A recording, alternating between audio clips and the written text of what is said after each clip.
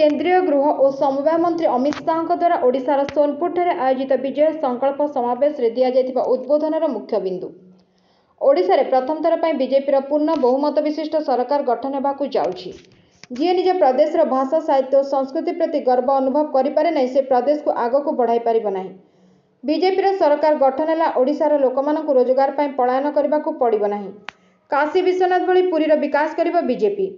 मोदी सरकार योजना गुड़िकर नवीन बाबू निजर फटो लगाई करती प्रचार। केंद्रीय गृह और समवाय मंत्री अमित शाह आज गुरुवार दिन ओडिशार सोनपुर ठारे जनसभा को संबोधित करी राज्यर विकास नामा वर्तमान ओडिशा सरकार को समालोचना करिसेंती और ओडिशा रे बीजेपी सरकार योजना गुड़ी को रेखांकित करिसेंती। एही कार्यक्रम रे केंद्रीय मंत्री तथा संबलपुर लोकसभा आसन प्रार्थी धर्मेंद्र प्रधान, ओडिशा बीजेपी सभापति मनमोहन सामल, बलांगीर लोकसभा आसन प्रार्थी श्रीमती संगीता सिंहदेव और अनेक विधानसभा प्रार्थी और पार्टी पदाधिकारी माने उपस्थित थिले। केंद्र गृह एवं समवाय मंत्री श्री अमित शाह कहिसेंती जे सारा देश में लोकसभा निर्वाचन चालुछि एवं पूरा देश में मोदी मोदी नारा गुंजरित हेउछि। देशर लोके आदरणीय श्री नरेंद्र मोदी को तृतीय थर प्रधानमंत्री करबा पई भोट करूछंती। ओडिशार लोके माननीय प्रधानमंत्री श्री नरेंद्र मोदी सहित ओडिशार भाषा, संस्कृति, धर्म और साहित्यर गौरव पई मध्य पूर्ण बहुमत सहित भारतीय जनता पार्टी सरकार गठन पई भोट करिवे। जी निज राज्यर भाषा, साहित्य और संस्कृतिर गौरव करे नाही सी राज्य को आगो को नहीं पारिबो नाही। ओडिशा सरकार केवल राज्य को विकास ठारे दूरे रखि नांती, निज अधिकारी माध्यम रे भयंकर दुर्नीति मध्य करिसेंती। माननीय श्री नरेंद्र मोदी प्रधानमंत्री हेबा परे देश रे अद्भुतपूर्व परिवर्तन आसीछि। जो राज्य रे बीजेपी डबल इंजिन सरकार अछि सेठारे आदरणीय प्रधानमंत्री श्री नरेंद्र मोदी नेतृत्व में विकास गंगा प्रवाहित हेउछि। किंतु सबुठु अधिक खनिज संपद और पानीर वैभव हेबा सत्वे भी ओडिशा रे समृद्धि आसी नाही।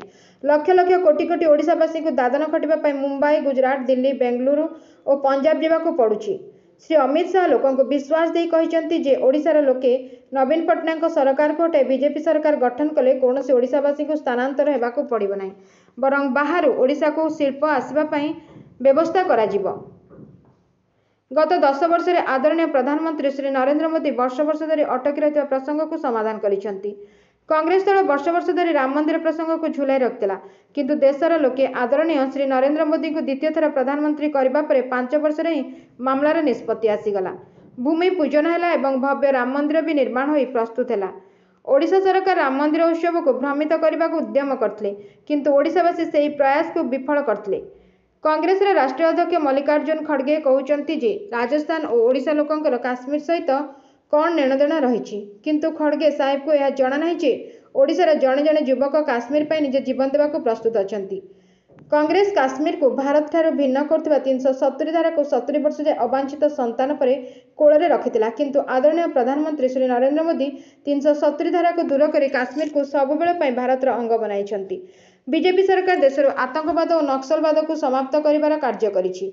श्री शाह कहिसेंती जे पूर्वर पाकिस्तान सबुबेले आतंकवादी माने आसी बोमा विस्फोरण करी चली जाउथिले, किंतु बीजेपी सरकार आतंकवादी माने उरी और पुलवामा रे आक्रमण करिवार भूल करिवार पाकिस्तान रे प्रवेश करी सर्जिकल एवं एयर स्ट्राइक करी आतंकवादी को सफा करा जायथिला।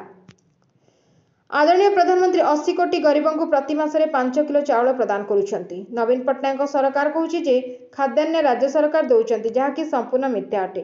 केंद्र सरकार द्वारा दिया जायतिबा चाउल को निज ब्याग रे देबा कार्य करा जाउछि।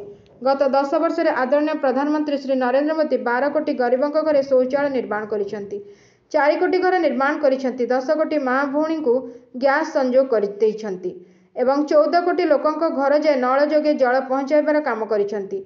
आयुष्मान भारत योजना अधीन रे सारा देशर 60 कोटी गरीबों को 5 लाख टंका जाए निःशुल्क स्वास्थ्य सेवा प्रदान करा जाउछि, किंतु ओडिशा रे मुख्यमंत्री नवीन पट्टनायक यह लागू हेबाकू देउनाहांती।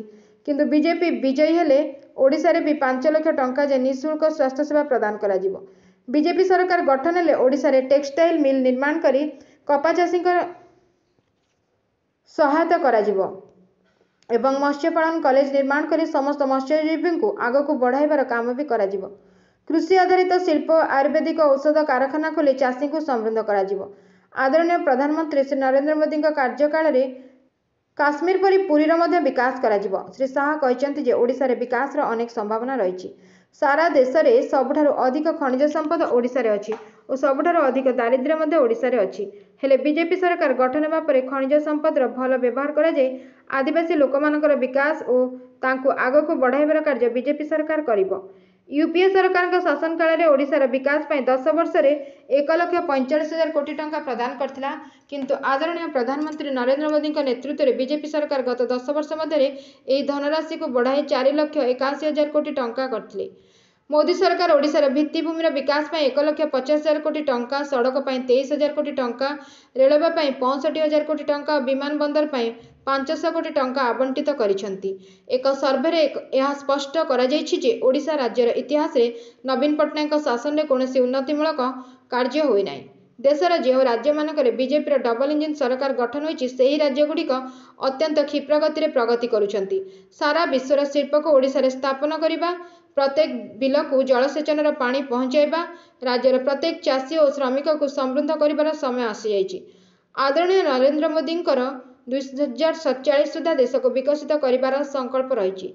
एही देश सेतेबेले विकसित हब जेतेबेले ओडिशा मध्य विकसित हब। श्री शाह लोकसभार समस्त आसन सहित ओडिशा विधानसभा रे भारतीय जनता पार्टी को प्रचंड बहुमत रे विजयी करने को अपील करिसेंती। Bureau report 51 news agency.